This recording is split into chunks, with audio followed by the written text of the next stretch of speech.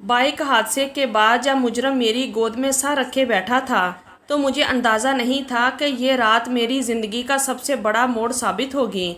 एक तरफ court room का वो कठघरा था जहां दानियाल को उम्र कैद की सज़ा दिलवाने के लिए मुखालिफ वकील हर जाल बिछा चुका था, और दूसरी तरफ मेरे दिल की वो तन्हाई थी जो मुझे अपने ही असूल तोड़ने पर मजबूर कर रही थी।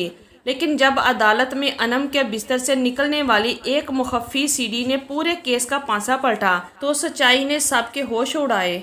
आखिर दानियाल का असल सच क्या था, और क्या सहर ने अपनी वीरान जिंदगी में दोबारा मोहब्बत का चिराग जलाया?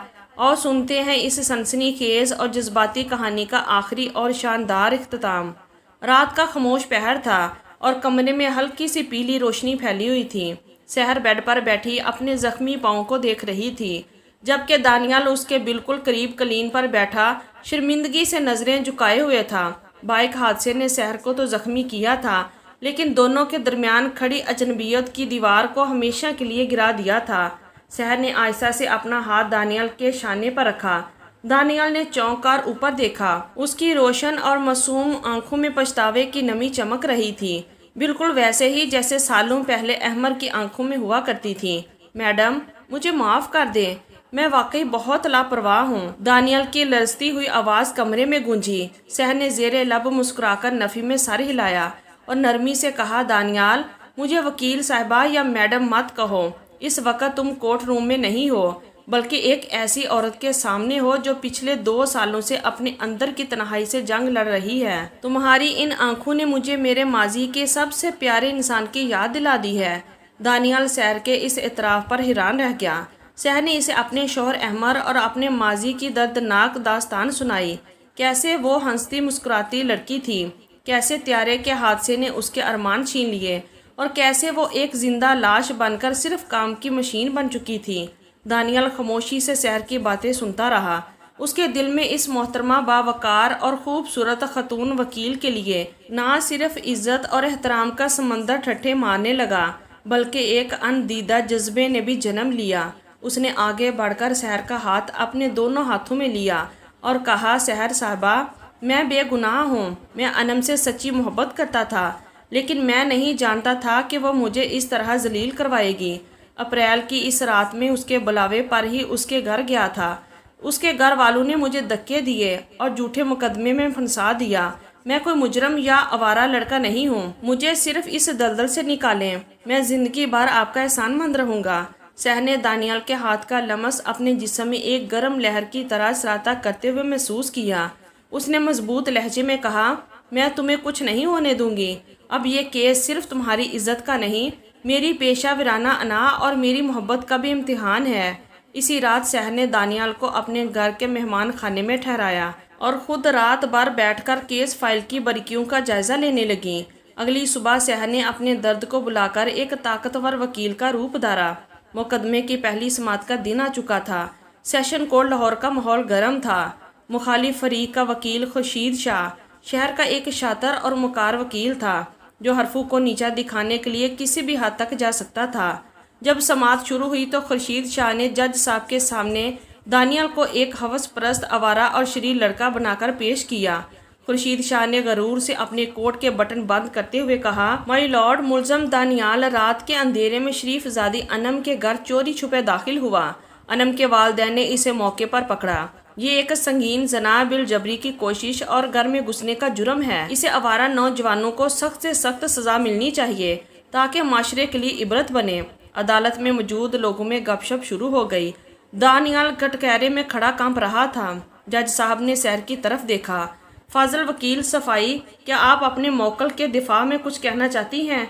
सहर बावकार अंदाज में अपनी कुर्सी से उठी। उसका सुर्ख सूट और चेहरे का जलाल देखकर खुर्शीद शाह की मुस्कुराहट पर हर लम्हे भर के लिए सुकून तारी हो गया। सहर ने अपनी एंटी कैपिटल फाइल खोली और पुरसुकून लहजे में बोलना शुरू किया, माय लॉर्ड, मेरे फाजल दोस्त ने बड़ी खूबसूरती से फर्जी दास्तान घड़ी है, लेकिन हकीकत उसके बिल्कुल बरअक्स है।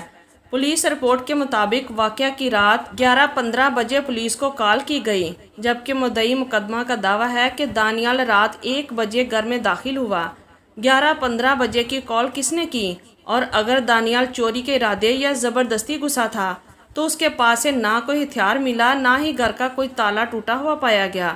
شہر کی اس قانونی اور باریک منطقہ نے جج صاحب کو سوچنے پر مجبور کر دیا۔ خورشید شاہ کا چہرہ سرخ ہو گیا۔ مائی لارڈ، میں عدالت سے درخواست کرتی ہوں کہ مدعی انم اور اس کے والد کو اگلی تاریخ پر جرح کے لیے طلب کیا جائے۔ شاہ نے بلا مشافہ کہا۔ جج صاحب نے تھوڑا مارا۔ درخواست منظور کی جاتی ہے۔ کیس کی اگلی سماعت 3 دن کے بعد ہوگی۔ عدالت سے باہر نکلتے ہی خورشید شاہ نے سحر کا راستہ روکا اور طنزیہ لہجے میں کہا، میڈم سحر، آپ ایک بیوہ عورت ہیں، بہتر ہوگا کہ کچن سنبھالیے یا چھوٹے موٹے کیس لڑیں۔ اس لونڈے کو بچانا آپ کے بس کی بات نہیں۔ انم کے گھر والے بہت با اثر ہیں۔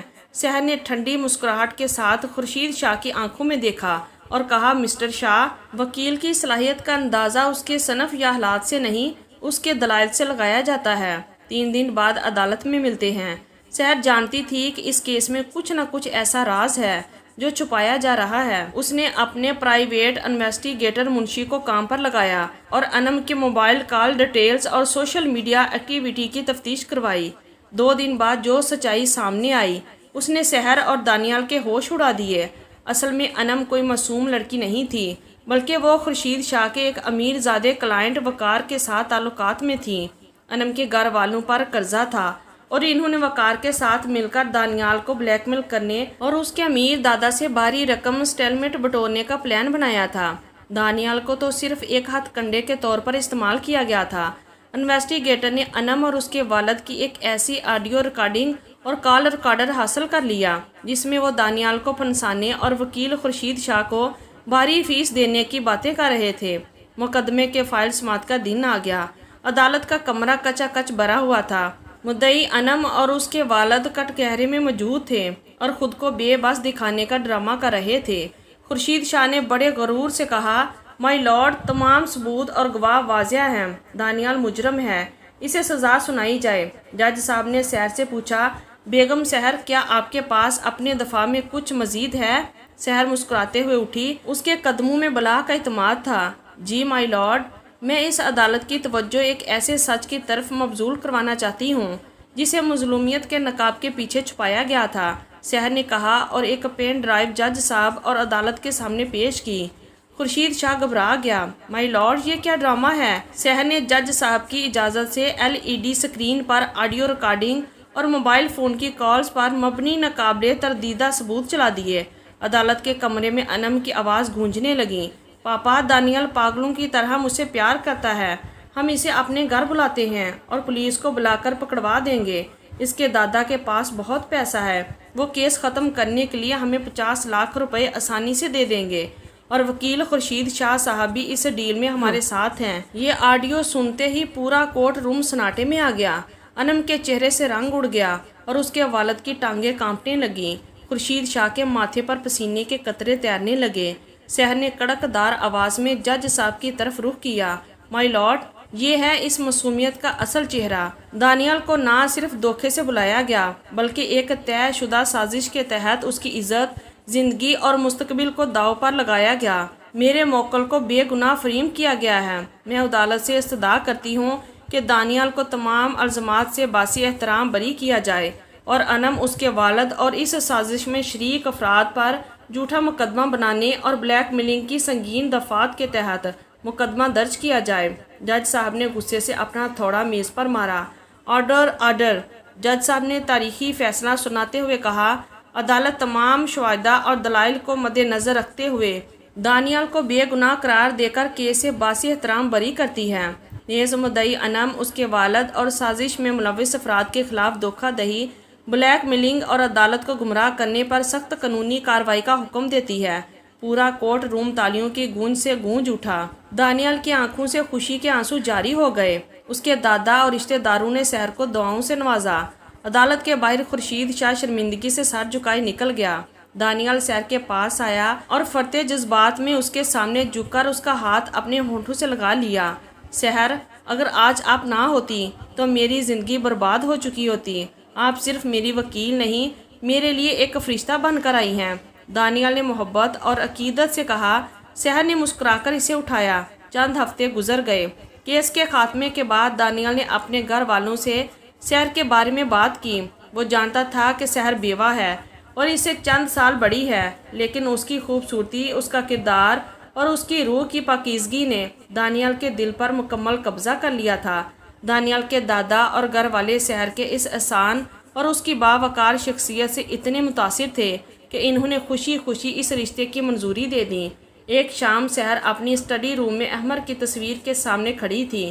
اس نے احمر کی تصویر کو چوما اور دل ہی دل میں کہا، احمر، تم ہمیشہ میری یادوں میں زندہ رہو گے، لیکن تم نے جو مجھے جینا سکھایا تھا، آج مجھے دوبارہ جینے کا ایک اور موقع ملا ہے۔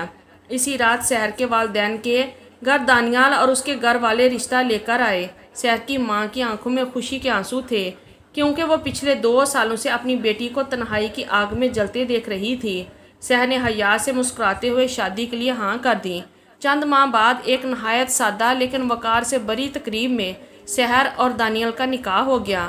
نکاح کی رات سرخ جوڑے میں سجی سحر اپنے کمرے میں بیٹھی تھی۔ جب دانیال کمرے میں داخل ہوا اور اس نے سحر کا گھونگھٹ اٹھایا تو سحر کی آنکھوں میں اب ماضی کا کوئی غم یا درد نہیں تھا، بلکہ ایک روشن مستقبل کا اعتماد تھا۔ دانیال نے سحر کو اپنے سینے سے لگایا اور اس کے کان میں آہستہ سے کہا، سحر، اب تم کبھی اکیلی نہیں ہوگی، تم میری وکیل بھی ہو، میری محبت بھی اور میری کائنات بھی۔ سحر نے اپنا سر دانیال کے چوڑے سینے پر رکھ دیا اور سکون کی ایک لمبی سانس لی۔ 2 سال کی شدید تنہائی، سسپینس اور قانونی جنگوں کے بعد بالآخر سحر کی زندگی میں سچی محبت اور خوشیوں کی ایک نئی سحر طلوع ہو چکی تھی۔ تو دوستو، یہ تھی سحر اور دانیال کی محبت اور انصاف کی ایک شاندار اور با اثر داستان، جہاں سچائی کی فتح ہو اور تنہائی پر محبت نے غلبہ حاصل کیا۔ اگر آپ کو اس کہانی کا یہ خوبصورت اور تسلی بخش اختتام پسند آیا ہو تو ویڈیو کو لائک کیجئے، کمنٹس میں اپنی رائے کا اظہار کیجئے اور چینل کو سبسکرائب کرنا نہ بھولیے گا۔ ملتے ہیں ایک نئی اور دلچسپ کہانی کے ساتھ، تب تک کے لیے اپنا بہت خیال رکھیے گا۔ اللہ حافظ۔